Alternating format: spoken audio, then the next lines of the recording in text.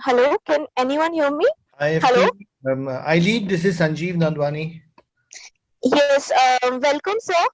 So, Mr. Sanjeev Nandwani is the Secretary General of Apparel Export Promotion Council. He is also a former civil servant and is in a career spanning 3 decades as an officer of the Indian Trade Service 1986 batch. He also brings with him experience from the steel and mining sector, and he was a scholar at the London School of Economics and a Mason Fellow at the Harvard Kennedy School, where he did his master's in public policy and management. We are highly obliged to have you in this session and welcome you. Thank you very much. May I know who was introducing me? This is Preeti Malik, so I am the course coordinator of MSc Fashion Designing. Okay, great, pretty nice of you to invite me, and nice of you to have me with your students. Whenever you're ready, we want me to start. You let me know. I'll start. Yes, sure, sir. Okay, so I'll wait for your call. I think, sir, most of them have joined. Some are still there, so I think we can start, sir. So I'll start in a couple of minutes. Okay, fair enough. Okay, sir, sure. I'm going to start, Preeti, if that's fine with you. Yes, sir, sure, sir. Okay, I have a request to all the students that are there. Most of them are students, am I right? Yes, sir. Okay, so I have a request to all of you to kindly put on your videos. I would definitely like to interact and see the person that I'm dealing with. So that would be interesting to know who I'm speaking to. That's number one. And Preeti, you said this is the course which is on fashion design? Yes, sir. Fashion designing, and in MSc also they also have to learn about apparel management, export and import. Okay, fair enough. So there are two things. One is if you can tell everybody to put on their videos, I would like to see them. And number two is that I would also like to share with you that there's something that has come up suddenly. So I will leave at 5:30, and I will try to make my comments very brief. And so if they have any questions, we can uh, take on those questions. And I will leave at 5:30, but I'll come back another day if you wish me to come back. That's not a very big issue. Yes, sure, sir. So I would request all the students kindly please start your video, okay, and we can start and we can have the conversation and the session with it.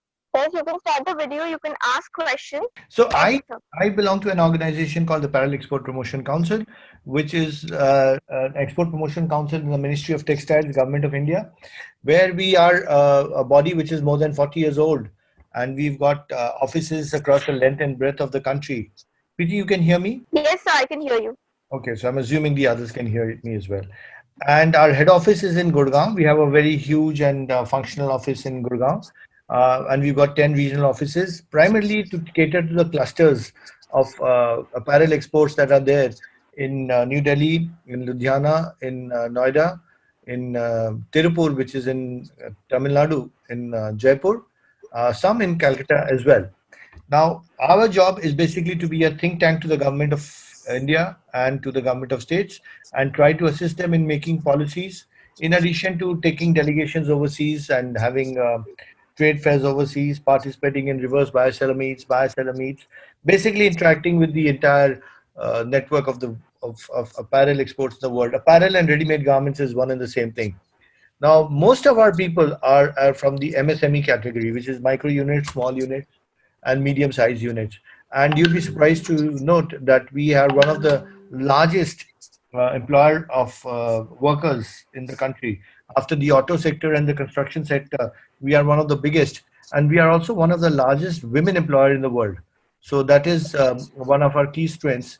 The other is that we are basically natural fiber-based industry, which is cotton-based industry, and so our strength lies in cotton. Over the period of time, we have done primarily cotton, and we are now moving towards man-made fibers as well, which is polyester and other stuff that is there.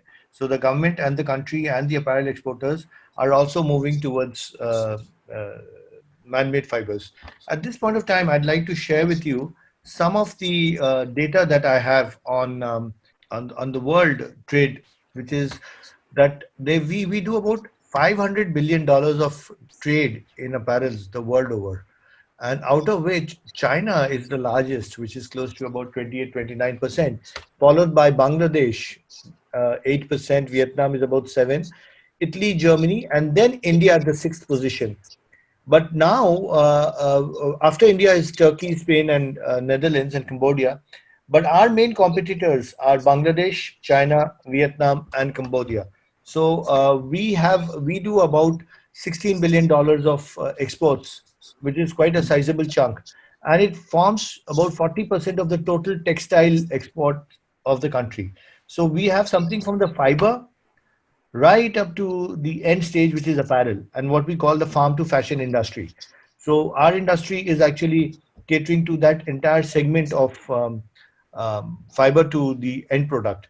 Now, our major markets of the this industry being a fashion industry is US, UK, EU. And in EU, primary markets, European Union, is Germany, Spain, France, and Netherlands. And this is where we are concentrating on. And we are trying to look at emerging markets in smaller little countries in Saudi Arabia, in the Middle East, in Australia, in South Africa, etc., etc.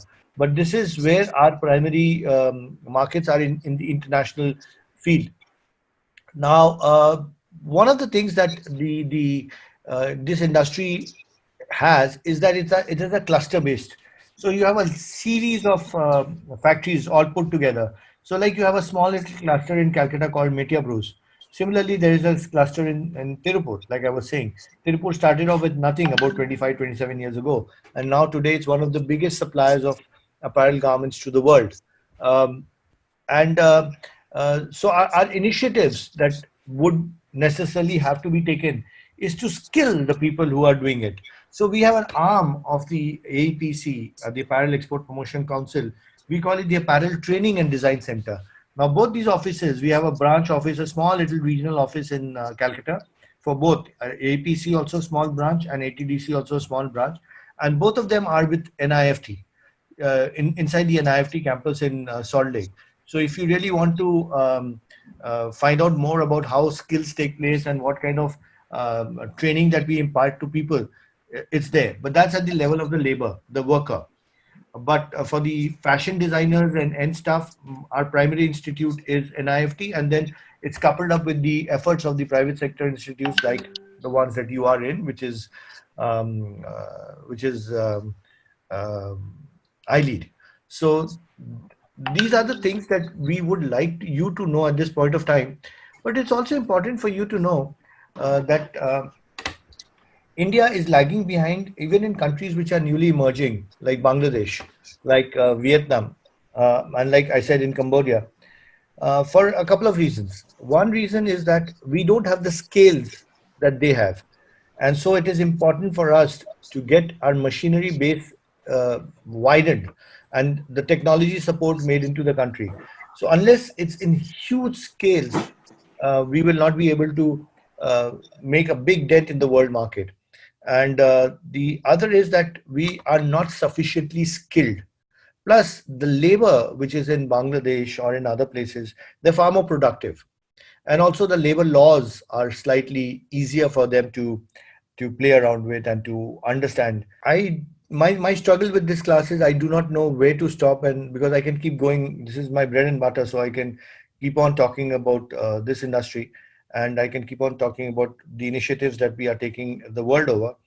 But I think that since I have another 15 minutes to go, I'll speak to you for another 5 minutes on what the world trend looks like now. And then maybe if you have some questions, you can ask me those questions. The situation in COVID has been very, very drastic for the apparel industry. In fact, we are one of the industries which suffered the most.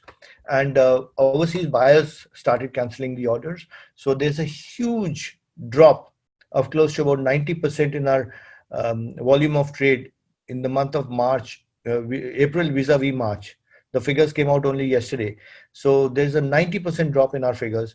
And of course, this has gone across the other commodities also, but apparel has been hit very badly. Now, you would appreciate and understand that if the malls are shut, the the big brands are filing for bankruptcy, so they're not going to take your products. And if they're not going to trade the products, the markets are going to shut down, the um, the the orders are going to get cancelled, the shipments are going to get stuck in the port, and people will not be getting their payments for quite some time. So this industry has actually been hit, one of the largest in the COVID-19 situation. So it is imperative for us to start recovering and getting back quickly. Now, if you go on the website of the Apparel Export Promotion Council, which is our site, aepcindia.com, I shall repeat, aepcindia.com, you should see a message from the minister, which is Smriti Irani. She is the one who made out an appeal soon after the COVID lockdown started on 25th of March, where she's urged the buyers to do commerce and trade with compassion.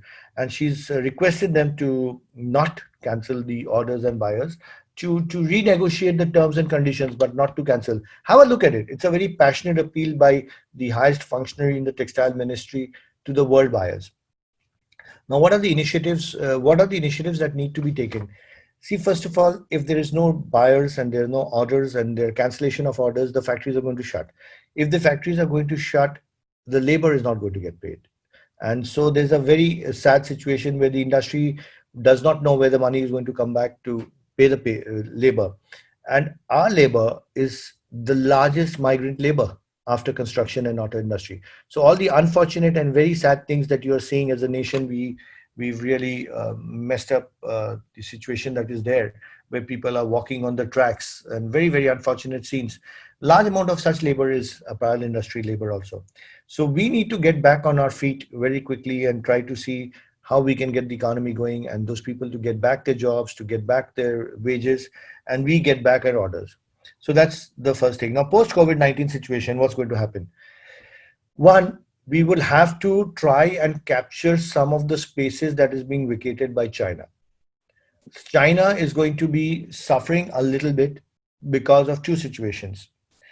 One, they themselves have offloaded some of the products. They don't want to be in some of the low-end products, which Bangladesh and Vietnam have captured. So we need to capture those products.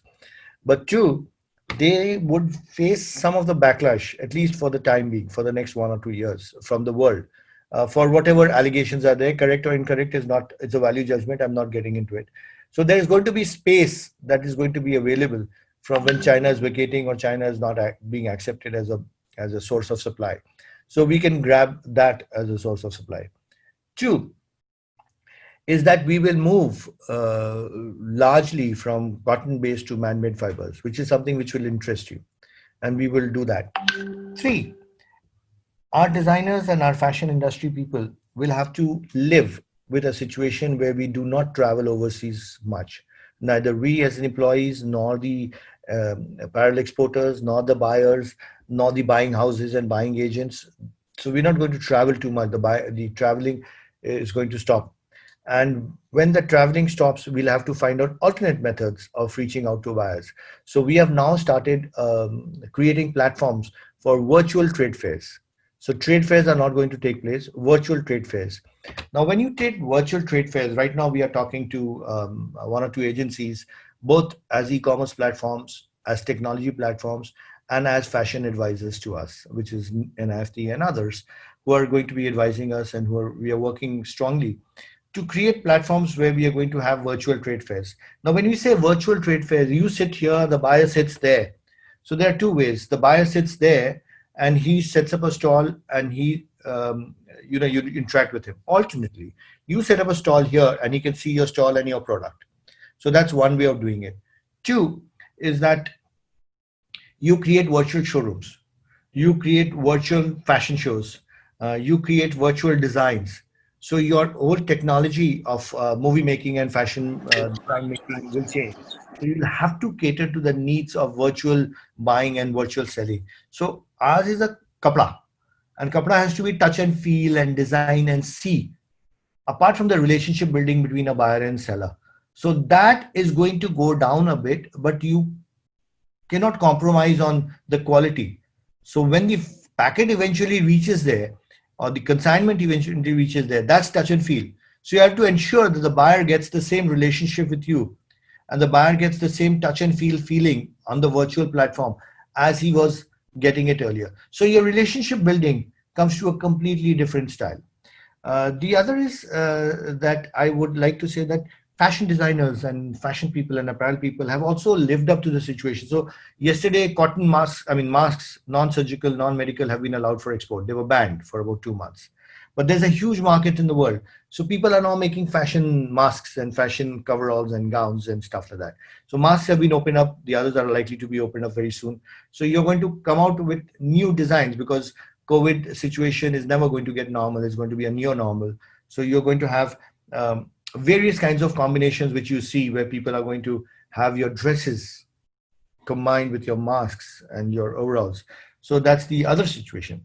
The third thing, and I think I'm going to end at that, is that the industry also recognizes that there is a huge demand for something called PPE kits and PPE equipment. Now, PPE is personal protection equipment. Personal protection equipment could be several things. It could be masks. It could be masks. It could be gloves. It could be headgear. It could be overalls. It could be so many things. I mean, there are so many things that form part of the whole gamut of PPE. Now, PPE, we are not allowing it to be exported for the simple reason that if there is a huge demand in the country, and you never know, the situation gets fluctuates and changes, and there's a huge demand for the medical workers in the country. If you export and you don't get enough in the country, that's going to be a situation which we don't want to happen.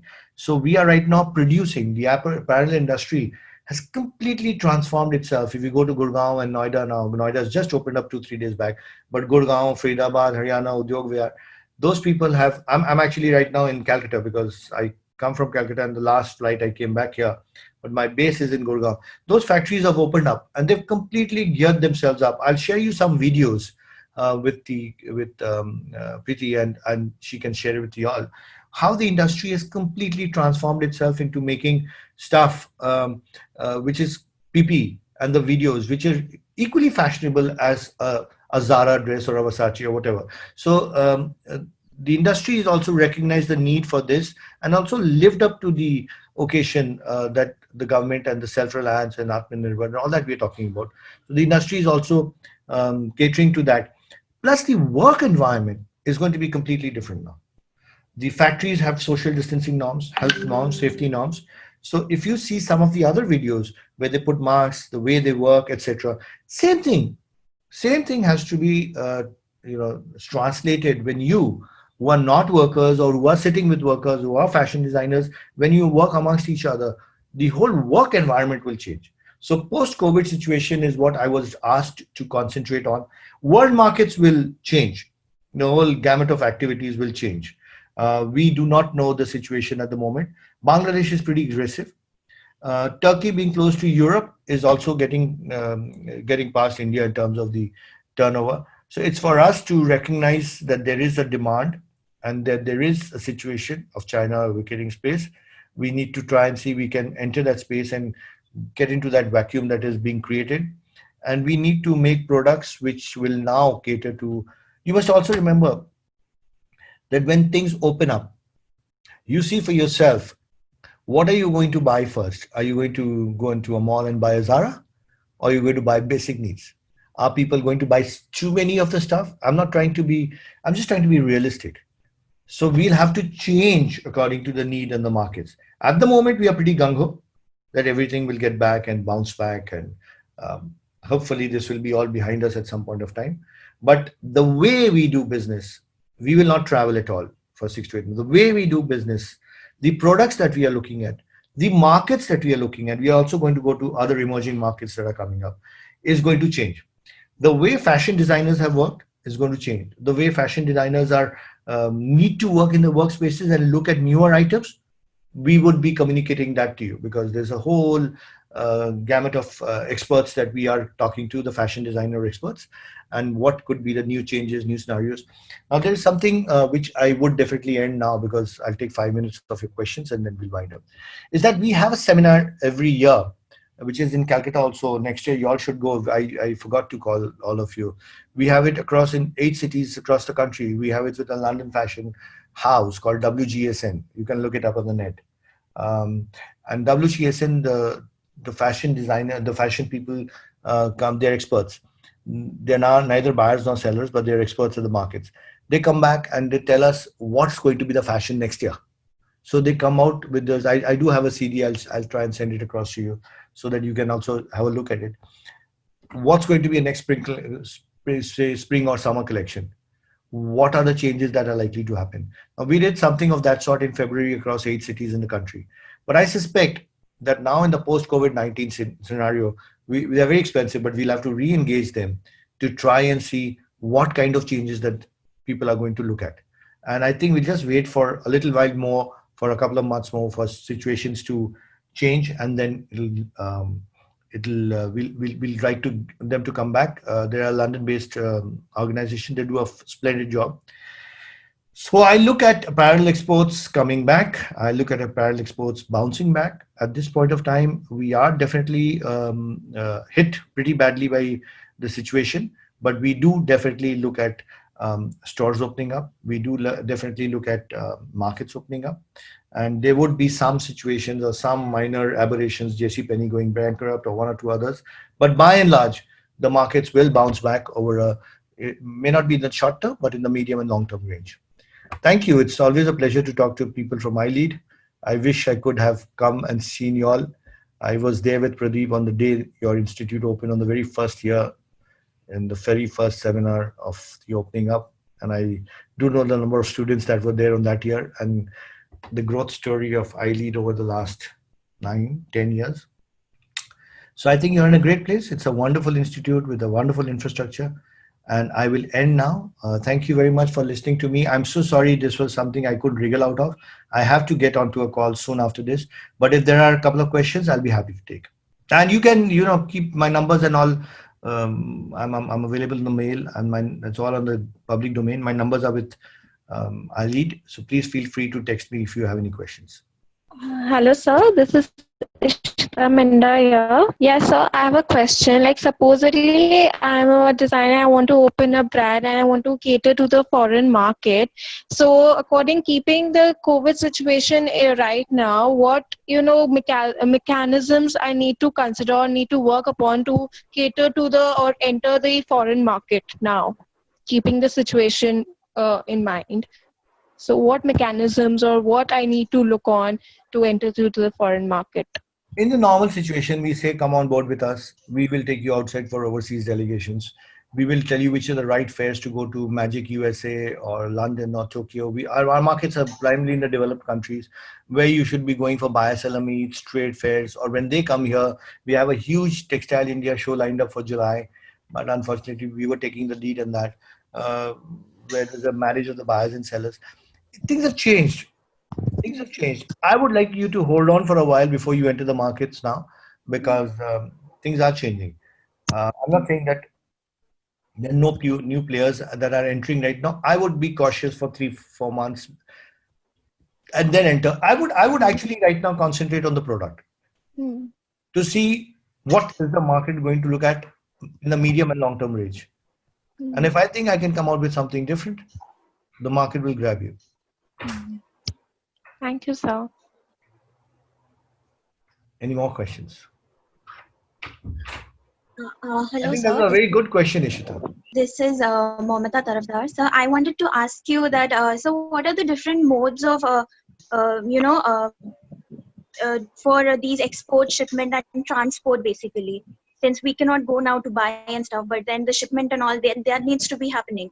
No, so the question is the shipment happening or not happening? So it's happening, but what are the different modes of these shipments and transport for all of them? The normal modes of shipment, road, rail, sea, you don't have so much of rail because you're not selling it to the domestic market or neighboring countries. You're talking about international. I'm only international. So I'm not talking about the domestic market. But sea and air, and most of your shipments are generally air shipments. If there are bulk, it goes by sea. And there's a whole logistics process for it. Don't get into everything. I mean, Momita, if I were you, I would concentrate on my core competency, which is designing or running a show. I would give it to, I will call DHL or one of these freight forwarders or clearing agent, come and pick up my containers and let him do all that. I mean, you can't be doing everything. And yeah, Yes, sir. at this point of time, you're cooking at home, you're cleaning the home, you're washing clothes, you're washing utensils, right? Because it's a different situation. But your core competence is not that. It's just because you have outsourced all these activities to somebody who has core competence in this and who can do it more efficiently at a better price and time than you. But you are able to do it. You should know how to do it. But when the situation becomes normal, that person is going to do it for you. Your core competency lies elsewhere. When you come from your home, Momita, to your iLEAD, you come in an Uber because that person's core competence is to drive you from one place to the other. So similarly, concentrate on your core competence and allow logistics and others to be taken care of by others. So this is Priyanka. Priyanka, go ahead, and then Harshul. Yeah. Yeah, so how can AEPC help us? Like I have a brand and I have been doing shows in London for the last 2 years. So now with no travel and no going abroad, how can AEPC help us if in case, because I was planning to become a member this March. So now how can AEPC help me, and how can Be in charge. You are one of the people that we would look forward to. We are already tying up with 3 or 4 people. We have already spoken to Alibaba. We are meeting him tomorrow again, all on the virtual platform. okay, We are trying to set up our own platform. We have a B2B portal. We are trying up with NIFTA. We are tying up with others. So there, all these things are in the pipeline. All these things are in the pipeline in the new scenario where we are going to couple technology with fashion and create platforms and get buyers on board. So we have, but there is still markets available. I know quite a few matchmakers, buyer seller matchmakers in Bangalore, in Mumbai, in Delhi. So if you have products ready and you're already a designer, you've already participated in fairs, happy to sg@aepcindia.com or Sanjeev Nandwani at hotmail.com. Mail us, tell us a little more about yourself. I'll put you on to one or two people. If there's a market for your products, I'll be happy to okay. So I'll definitely do that. Thank you. Harshal. That's the same question that Priyanka has asked, because even I have a brand called Dagdai, which is an sustainable fashion brand, and I have done shows at Pure London. Can AEP PC help young designers like us to explore the Western markets? Absolutely. Absolutely. So we had something called a ProGen. We just Pro Generation. We just got changed it. So we have young entrepreneurs. But where's your product being done in Calcutta? Yes, sir. Both Harshul and Priyanka, both in Calcutta. Both your products are So being I done. have my own workshop in Garia. So right now, so it's not functional, but we are looking forward to reopen it in like 8 to 10 days. And Harshul, what about you? So we are like planning to open the workshop at Topsia, but because of the COVID, it's all shut down. And because What's the brand that you have, Harshul? Dagdai, DAGDAI. Wonderful. So DAG, DAI, wow. The word that you use is the word which is in fashion, sustainability. So use these words. We'll try and help you. I think I did not realize that there are people. I thought they were just greenhorns and freshers in in this place. But I'll be happy to interact with you all again. I'm really sorry, but I have to go. And there's something which has come up. I had committed for 5 to 6, but I have to get back. I hope you appreciate that. And really sorry about this, but I will be very happy to come back another Sunday. I would only get time on Sundays. I'm so sorry, but I would be happy to take it up on a Sunday again with you all. And feel free to mail me. Sure, sir. Sure. I hope that's fine. Is there somebody who has a very pressing question that I can answer? Otherwise, I'd like to call it a day for today. All right, great. So thank you very much for listening to me, and I'll be happy to talk more. I did not know you guys know so much about APC and all that. We're happy to talk to you on more. Thank you to all, Preeti. Thank you very much. Thank you so much, sir. Thank you, sir. Thank you, sir. Thank you, sir. I'll leave now. Thank you, sir. Thank you, sir.